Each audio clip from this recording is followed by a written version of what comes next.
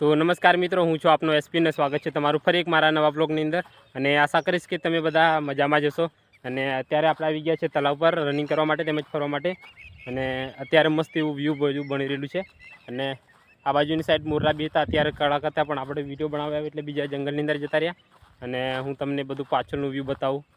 તો મિત્રો આપણે અત્યારે તળાવના એકદમ કિનારા પર આવી ગયા છે ને યાર, એને મસ્ત એવો સનસેટનો વ્યૂ આપણને જોવા મળે છે। મસ્ત એવું વાતાવરણ બની રહેલું છે ને અહીં આવીને ખૂબ જ મનને શાંતિ મળે છે। બાકી તમે વ્યૂ ચેક કરો, પક્ષીઓનો અવાજ બી આવતો હશે થોડો ઘણો।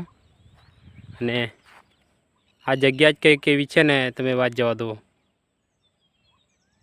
કંઈક અલગ જ સુકૂન આપે છે આ બાજુ। અને આ પાછળની સાઈડ મૂળા દેખાય ત્યાં લોકો બીજા ડોળીઓ વેણે ને બીજા ડોળીઓ પાડે ને કરે છે। અને તમે જોઈ શકો છો કેટલું બધું આપણું તળાવ સુકાઈ ગયું છે।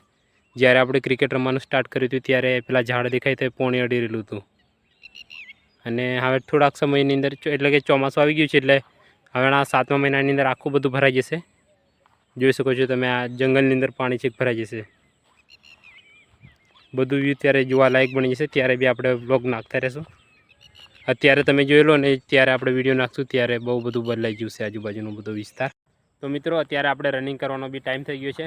અને પાછળની સાઈડ તમે જોઈ શકો છો જરીક જ સૂર્ય દેખાય છે, કારણ કે સનસેટ બી થઈ ગયું છે ને 7 બી વાગવા આવેલા છે। તો અત્યારે આપણે રનિંગ સ્ટાર્ટ કરવાના છે। તો ફરી મળશું એક નવા બ્લોગ સાથે। ત્યાં સુધી બધાને જય હિન્દ, જય ભારત।